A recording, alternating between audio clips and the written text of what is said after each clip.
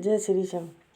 शांता से अनु का न तो कोई भावनात्मक रिश्ता था, न ही वो अनु की कोई संबंधी थी। बस अनु की दिनचर्या से शांता अदृश्य रूप से जुड़ी हुई थी। अनु की सोच में असमय आकर शांता अनु को अपने बारे में सोचने को मजबूर कर दिया करती थी। इसलिए शांता की मौत से अनु को धक्का तो नहीं लगा, पर दिल में एक हलचल सी मच गई। जब अनु इस नए मकान में रहने आई थी, तब सबसे पहले मकान की घंटी बजाने वाली शांता ही थी। आपको काम वाली चाहिए मैम साहब? शांता ने पूछा था। जवाब देने से पहले अनु ने उसे सिर से पांव तक निहारा। मोटा तगड़ा काला शरीर, चिपटी नाक और घुंघराले बालों की लटों से मांग से कान तक दोनों और बालों के गोलाकार गुच्छे और बड़ी सी टिकली वाली बिंदिया से सजा चेहरा। अनु सोच रही थी, अपने घुंघराले लटों को गोलाकार गुच्छों में संवारने में शांता को कितना समय लगता होगा। मैम साहब, शांता ने अनु को इस तरह अपनी ओर देखते पाकर मुस्कुराकर टोका था। हाँ, काम वाली तो चाहिए, पर तुम्हें कल बताऊंगी, अनायास ही अनु बोल गई। अच्छा मैम साहब, मेरा नाम शांता है। कॉलोनी की सभी मैम साहब मुझे जानती हैं। आप चाहें तो किसी से भी मेरे बारे में पूछ सकती हैं। कहते हुए शांता लौट गई थी। अनु नई थी, इसलिए उसी रोज़ कॉलोनी की कई महिलाएं अनु से मिलने आई थीं, पर किसी ने भी शांता को काम पर रखने का मशवरा नहीं दिया था। शांता को कॉलोनी की सभी गृहिणियों पर विश्वास था, इसलिए उसने अनु को सलाह दी थी कि वो कॉलोनी की महिलाओं से पूछ ले। लेकिन कॉलोनी की महिलाओं ने शांता के विश्वास को गलत ठहरा दिया था। इस बात से पसीज गई अनु, पर अगले ही क्षण मिसेज मेहता ने आत्मीयता से अनु के कानों में बताया, मिसेज चटर्जी तो अपने पति को छोड़कर मायके चली गई थी, इस शांता की वजह से। अच्छा, पर क्यों? अनु अगले ही क्षण शांता के प्रति कुछ कठोर सी हो गई थी। अरे, एक बरस थी रात मिस्टर चटर्जी उसे अपने स्कूटर पर घर छोड़ आए थे। बस इसी बात पर उस रात दोनों में जमकर झगड़ा हुआ और श्रीमती चटर्जी ने अब मायके का रुख किया। मगर क्यों? अनु को आश्चर्य हुआ था। इतना भी नहीं समझती? खोजती हुई मिसेज मेहता ने कहा था, वो चरित्रहीन है, पुरुषों पर डोरे डालने का प्रयास करती है। पर क्या शांता का पति नहीं है? अरे है, क्यों नहीं, हट्टा कट्टा पति है। कलमुई का रिक्शा चलाता है, पर इसे खुश नहीं कर पाता होगा, तभी तो मुंह मारती फिरती है। मिसेज मेहता ने गंदा सा मुंह बनाते हुए स्पष्ट किया। इतने सारे लोगों की एक सी प्रतिक्रिया थी शांता के बारे में कि अनु के लिए उसे काम पर रख पाना संभव नहीं हुआ। अगले रोज़ शांता पूछने भी आई थी, मैम साहब क्या सोचा? फिलहाल तो मुझे ज़रूरत नहीं है, जब होगी तो बताऊंगी। कहते हुए अनु ने फटाक से किवाड़ बंद कर दिया। अनु को डर था कहीं शांता पीछे ही ना पड़ जाए। ऐसी औरतों से बात तक करने में अनु डरती थी। कुछ दिनों के बाद शांता फिर आई थी। गिड़गिड़ाती हुई बोली थी, मैम साहब मेरे बेटे को कैंसर है। बड़े डॉक्टर साहब कहते हैं अगर जल्दी ऑपरेशन हो गया तो बच्चा बच जाएगा। मुंबई ले जाना है इलाज के लिए। अभी सिर्फ एक ही घर में काम है, कैसे जमा कर पाऊंगी उसके इलाज के लिए पैसा? अगर आप भी काम दे दें तो। तुम्हारा भी पति तो कमाता है? मैम साहब कमाता है, उसी की कमाई से तो घर चलता है, पर इतना ज़्यादा नहीं कमाता कि बच्चे के लिए कुछ बचा सके। तभी तो मैं भी काम करती हूँ। कहते कहते शांता की आंखें भर आईं। अनु फिर पसीज गई थी, पर शांता पर विश्वास करने में वो हिचक रही थी। ऐसी औरतें अपना काम निकालने के लिए कुछ भी कर सकती हैं, इसलिए अनु को बड़ी सफाई से शांता को रखने से इनकार करना पड़ा। तुम्हारे बेटे की दवाई इतनी सस्ती तो नहीं कि उसे ऐसे ही दे दूँ? जितना काम तुम करती हो उससे तो दवाई के पैसे वसूल नहीं होते। रात का खाना बनाने आ जाया करो, तभी दवाई के पैसे वसूल होंगे। काम करने के लिए अनु ने एक नौकरानी रख ली थी, पर वो महसूस करती रहती कि वो कहीं ना कहीं शांता के साथ अन्याय कर रही है।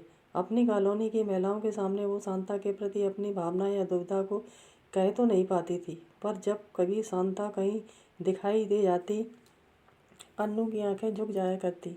वो मन ही मन शांता के प्रति अपने को गुनहगार मानने लगी थी। अन्नू के घर की खिड़की से वह घर स्पष्ट दिखाई देता जहाँ शांता काम करती थी। उस घर में कोई महिला नहीं थी, बस विदुर, होम्योपैथिक डॉक्टर और उनका इकलौता बेटा था। इसके अलावा 2 कुत्ते।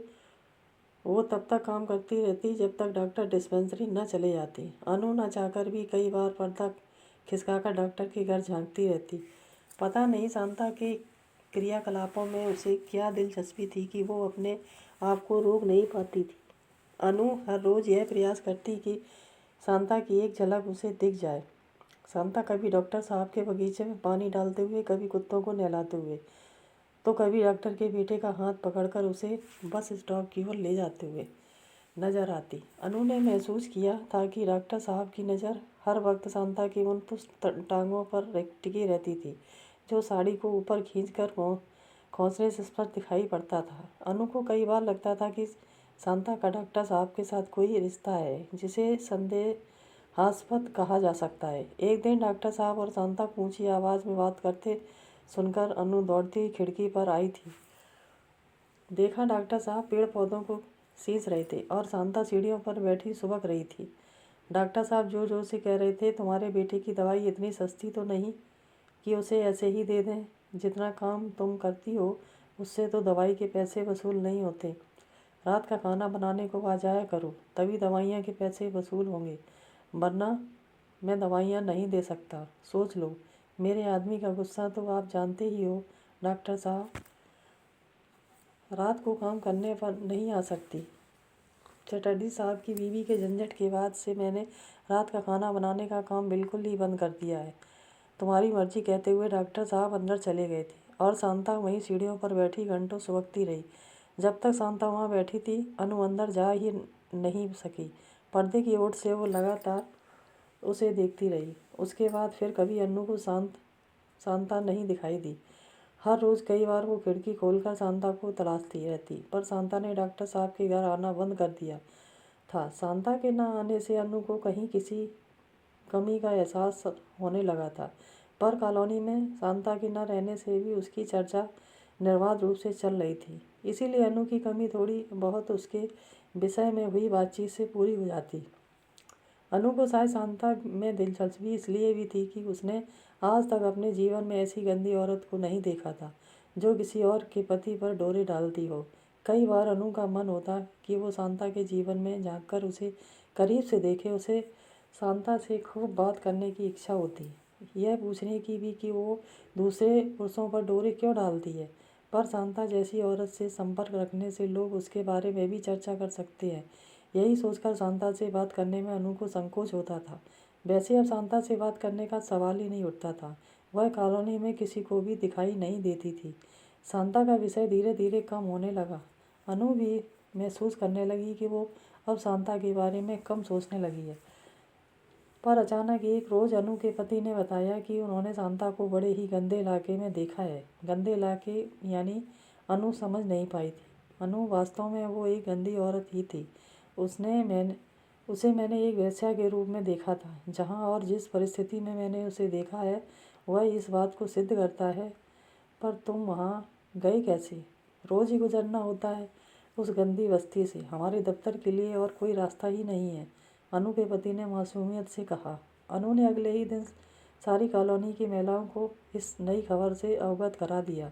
सभी के चेहरे पर इस बात की संतुष्टि थी कि वास्तव में शांता वैसी ही औरत थी जैसे उन लोगों ने सोच रखी थी। कभी कभार अनु को भी लगता था कि कहीं शांता के बारे में गलत बातें करके वो कोई पाप तो नहीं कर रही, पर अब उसे भी इस भय से मुक्ति मिल गई थी। चलो, अच्छा ही हुआ जो वो सही जगह पहुंच गई, वरना इस कॉलोनी को ही गंदा कर देती।